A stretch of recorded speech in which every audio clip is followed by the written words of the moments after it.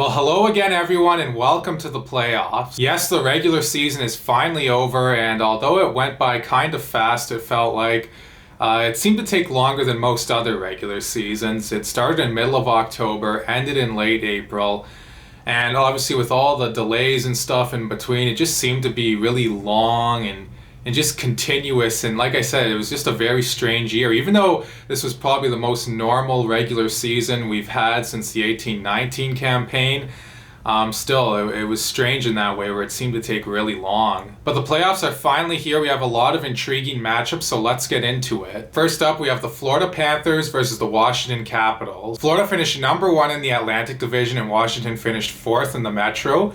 And because the Caps were the lesser wildcard team, they drew the Florida Panthers, and obviously that's not really a team anyone wants to draw in the first round. But is it as bad as it looks for Washington? Let's get some numbers on these teams. So Florida was 5th on the power play during the regular season at 24.4%, 16th on the penalty kill at 79.5%. So maybe the penalty kill is an area where Washington can kind of exploit the Panthers perhaps. And for Washington, their power play was 23rd. Their power play really slipped the final month or so of the regular season, because it was operating at just above 20%, I believe, at the beginning of the month of April. It fell to 18.8%, and the penalty kill was 12th at 8 point something. That would be really bad. 80.4%. Washington, they still have a good team, they still have a great group of forwards. Yeah, they're getting up there in age. They're maybe not quite what they used to be.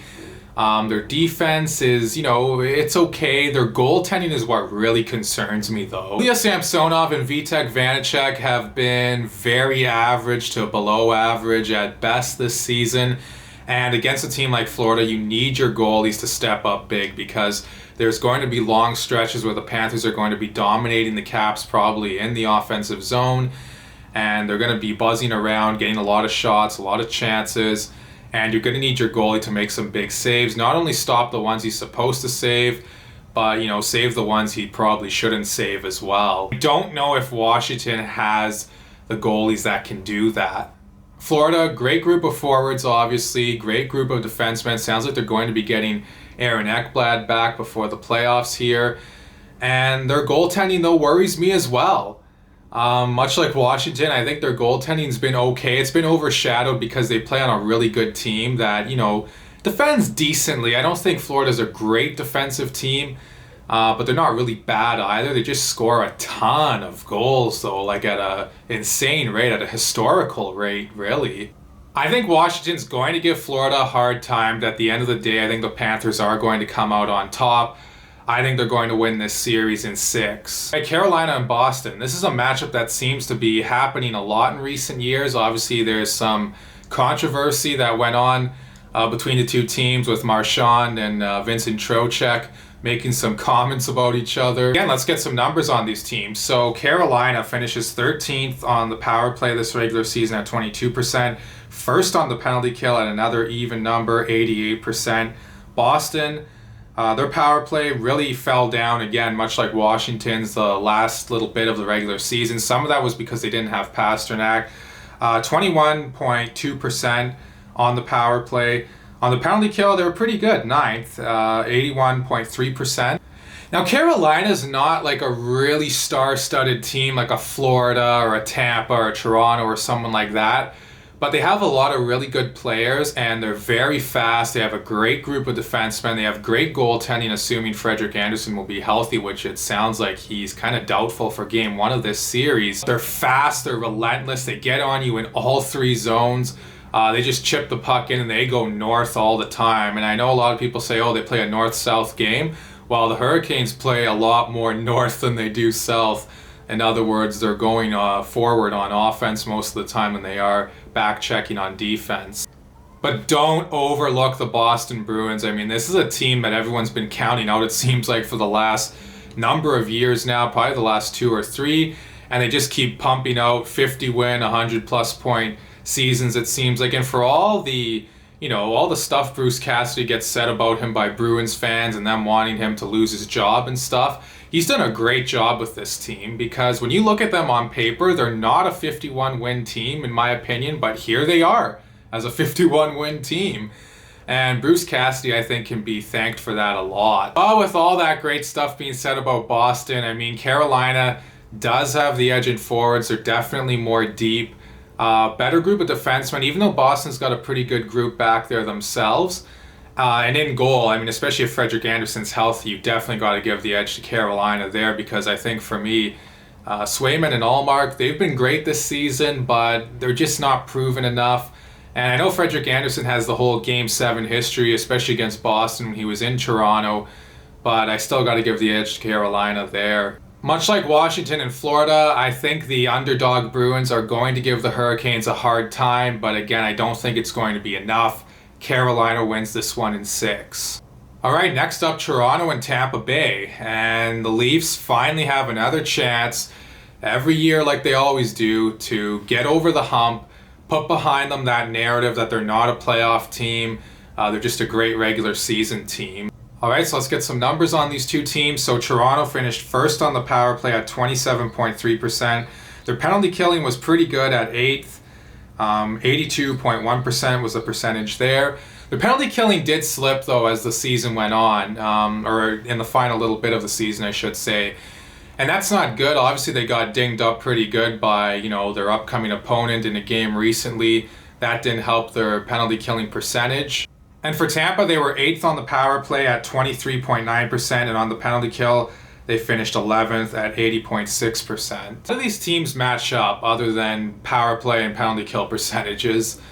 At forward, I would give the slight edge to Toronto. Maybe they're even, but I don't know. I mean, the Leafs probably have, well, not probably, they do have the greatest goal scorer in the game right now, in my opinion, in Austin Matthews. I mean, this guy is just unstoppable. He's a one-man wrecking crew all on his own. On the back end, I definitely have to give the edge to Tampa. They're quite a bit better than Toronto there. Even though the Leafs, they've put together a pretty good group back there. You got to give Dubas a lot of credit. When he first took over from Lou Lamoriello, the Leafs back end was really bad. Like, it was just, it wasn't good at all. I don't think Leaf fans need me to tell them that. They know all too well about that. But now it's pretty solid. Morgan Riley, Jake Muzzin if he's healthy, Mark Giordano, who they brought in at the trade deadline. Yeah, he's not the Giordano of old, but still, he's a very serviceable guy. Good veteran presence back there. Pretty good defensively, too. But in net, for me, is the biggest disparity between the two teams. Andrei Vasilevsky is just way better than Jack Campbell or Eric Kallgren or Kallgren, or however you say his name. Any way you cut it, he's better than both of those guys put together, probably. And Jack Campbell had a great start to the year, and the interesting thing for me is, what if he finds his game that he had in November?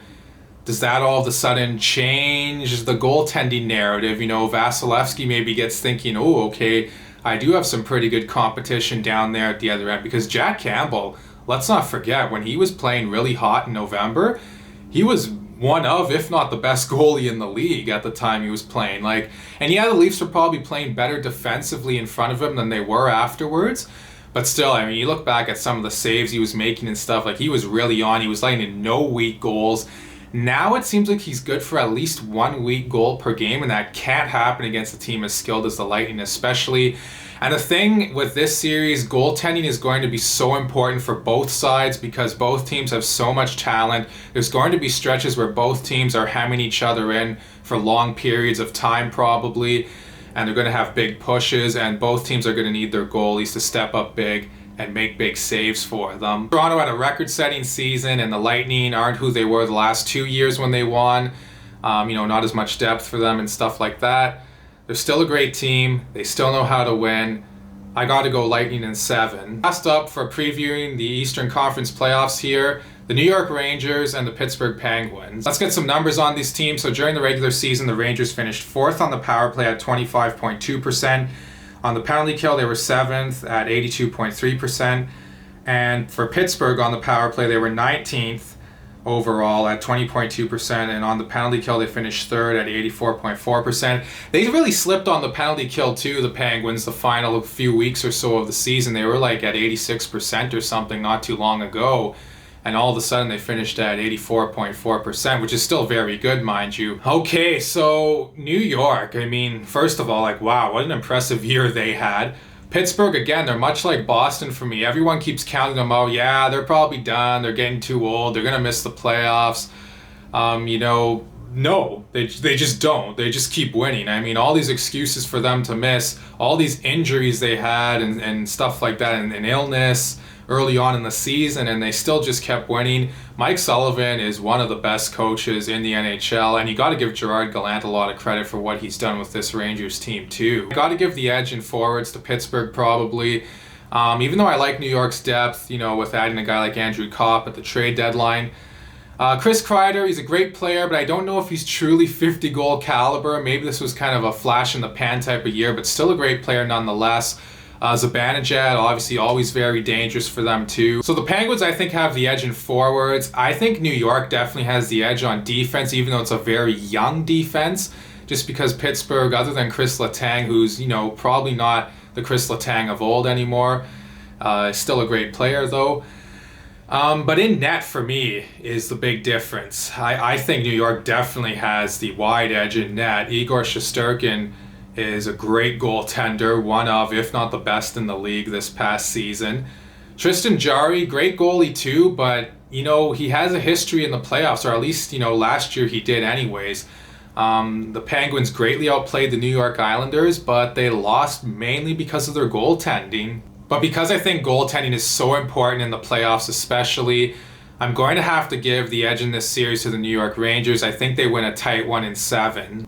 So those are my thoughts on the Eastern Conference playoffs this year. Please let me know what you all think in the comment section below. I'd love to hear, playoff predictions of your own and stuff like that. Also, please like and subscribe and share this video. Thank you all so much for watching, and I'll talk to you again soon.